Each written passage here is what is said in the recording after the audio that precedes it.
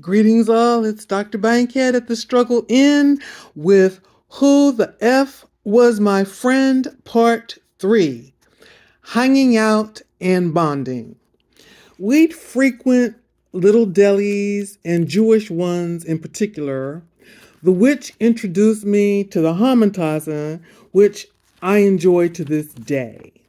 On one occasion, the witch visited me and I happened to have a tube of Neosporin. I asked if she knew of it and had any, and she wasn't. So I regaled the merits of having Neosporin handy, especially when you have young children. So she had two children, and I said to her, "You ought to get some. You need it if you have kids." 2 weeks later, I was looking for my Neosporin and I couldn't find it. And I did a little backtracking and I thought about when I had it last, and I remembered that I'd had it and I was showing it to the witch. So I called her and I asked her if she happened to know what I had done with my Neosporin. And she said, "Oh, I took it because you said I needed it, so I thought you meant for me to take it." I'm losing count of the dots at this point. You can count them as I go.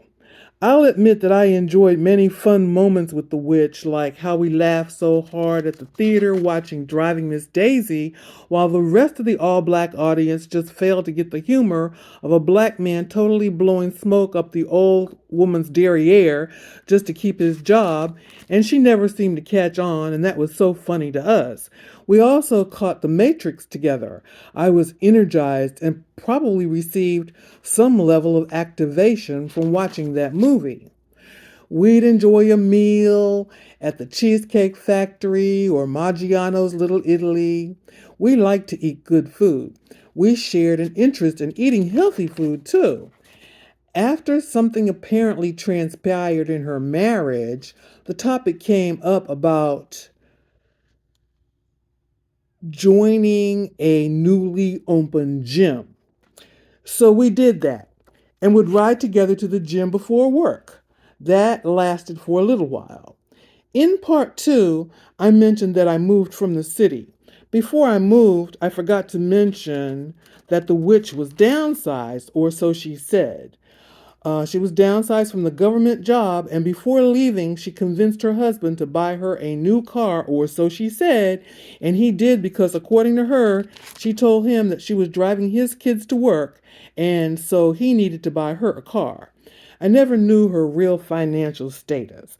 I knew her husband owned a business and had his own office. It was something I never probed. I learned a long time ago not to talk out of other people's pockets, and I don't ask people how much money they make or have, and I don't tell them how to spend what they do have.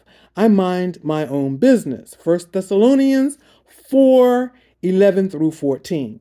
I thought it curious that she would give the impression that her life was one where she never relied on her husband's money for her personal desires. She was also saying that one never knows what their husband might be up to. She knows how men can be, so she was going to put some of her money in her parents' name in case anything ever occurred, she'd be financially stable. She also said that she was able to put a substantial amount of her salary into a deferred compensation plan as a startup college fund for her children. I forgot what percentage it was of her salary she'd said, but according to her, she was getting a great government salary, especially in comparison to what I ever got. So I guessed if I had the salary she was declaring that she had, with all of the major expenses like mortgage and stuff being covered by someone else, that it's possible to put up 60% of your salary into deferred compensation, if that's allowable. I don't know. I don't care. But the math wasn't mathing. I mean, if you have that much money at your disposal, then why press your husband to buy you a car? I don't know, but it wasn't my business, so I mind my own business. Okay, so I was in the country after I left the city. I was believing that the divine would open a door of opportunity for me to land the perfect job for me. And that landed me as a stipend position with AmeriCorps. After completing my AmeriCorps service, I landed a job at a local hospital. I loved this job. It was perfect in every detail. Then, after 2 years or so, there came a shift in the staff. And the new staff were cold and uncaring and seemed to have an agenda to remove the staff in my office. I had learned a simple prayer during my Bible thumping days, encouraged to bless your enemies and pray for those who despitefully use you and persecute you. Matthew 5:44. I had a habit of praying for the promotion of abusive supervisors. Yes, I prayed for their promotion, and these prayers were always answered swiftly and promptly, usually within 2 weeks. On the average, the abusive supervisor would land a new, better paying job that required them to relocate. Anyway, after the office supervisors changed for about 3 times, in answer to prayer, my dad took sick and died. Well, the witch's husband was from the same small town out of state that my dad happened to be living in. My dad's cluttered 2,500 square foot ranch house was more than I could handle alone. It needed repairs. I was really nearly destitute, so I was looking to sell, and the witch's husband bought it for his business and went through an attorney, paid me for 5 years under a contract. Under the contract, I was to receive $5,000 additional as a penalty if the payment was late. For 4 years, I got the payment late. On the 5th year, I demanded the $5,000. Hubby wasn't pleased, but he did pay. Also, as a part of the agreement I had reached with the husband, I was not to mention the purchase to the witch because he wanted to be the one to break the news to her, and I agreed and asked him in return not to allow her to go through my dad's stuff until I had a chance to go through it myself. About 6 months before the sale of the house, the witch had called me and asked me to pray for her to land a principal's job at a parochial school, which she did. I told her I would, but I was curious about her reason for wanting to do that. And I was curious because many years before, she had told me that her husband didn't want to spend money to send their children to parochial school when you can get a decent free public school education. She used to drive to various parts of the city to get her children into the public schools that had the best reputation for education. So I was a little surprised by her interest in parochial schools. After I sold the house, I was back in the city thanks to the witch. She needed a teacher because she had fired one, and I needed a job to get out of the small county in another state. The relief was short-lived.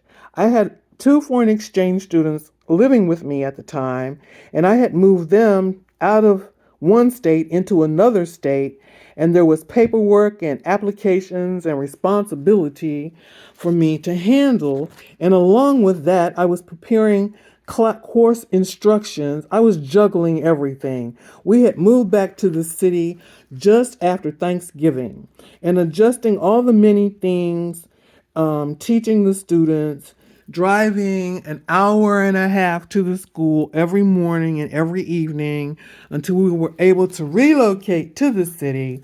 And I was so caught up in everything that I was juggling that I didn't take notice of how close it was getting to Christmas. Essentially, I was juggling and adjusting for 2 weeks in December, and bam, it was the day before the last day before Christmas break, and I happened to notice that the other classes were having parties, and I had planned nothing. So I got my money, took the class out to the McDonald's in a corner store to get something for a last minute party. Chips, sodas, burgers, fries, and we went to the cafeteria to set up for the last minute party. The kids wanted music, so they put on the radio, and I was attending to getting the table ready for the party. And one of the women in the cafeteria said the latest music that the kids had put on the channel was inappropriate for parochial school. As I hadn't been even listening, I agreed and we quickly changed the channel. Someone informed the witch that I was allowing the kids to listen to inappropriate music, and she wrote me a formal warning, to which I responded. She said there was no excuse and refused to rescind the warning. There was an annual lottery where parents visit the school on a given Saturday to meet their child's prospective teachers, and the elementary school teachers were required to attend. On the Saturday in question, the witch, the school principal, was away on a trip with her husband and was not present at the lottery. It came about that a staff meeting was held subsequent. Before I talk about the staff meeting, I have something else to mention.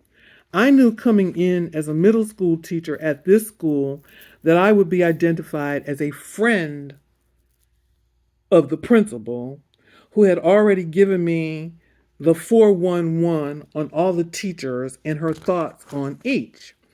As I can recall, there were two in particular that rankled her feathers. None of the teachers, with one exception, were keen on the principal. They had their reasons. The one that was keen on her appeared to be interested in moving up the ladder and eventually was able to obtain a position as an assistant principal and then a principal of a school herself. Anyway, as I was saying, the teachers had their reasons for not liking the principal. She was very focused on the goals she set for the school, and as such, she imposed some rather burdensome additional assignments that were required to be turned in weekly. Teachers will understand how that could be an unnecessary burden with elementary and middle school requirements. It came about on this one particular occasion that a staff meeting was held following the lottery. During this meeting, the witch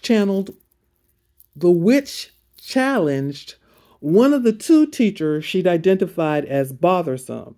There was no love lost between these two, the principal and the teacher. The witch publicly called this teacher out and proceeded to lambaste her for failing to attend the lottery, which it was mandatory for all the elementary school teachers to attend. The teacher said, "Well, it might have been mandatory, but you're the principal and you were supposed to lead by example and you weren't there." And a rather unpleasant verbal exchange ensued. I was sad that things had soured so and wondered as a good friend, what could I do to help my friend restore some semblance of a good name and reputation with her staff? Shortly after, the witch approached me and acknowledged that we hadn't been spending much time together lately. And wouldn't it be nice to just have a meal together like we used to and spend some time and hang out? Color me gullible, that. So I'm considering how I can broach the subject of her behavior in the staff meeting and recommend that she chooses to have words with staff to discuss the difficult situations in private, because no one wants to be spoken to like that in front of their coworkers, and that she made herself look bad to everyone. But before I could even get a chance to explain my thoughts, I barely got out that I wanted to talk about the staff meeting, and she went into a tirade at the lunch about me taking sides and how I was supposed to be her friend. That.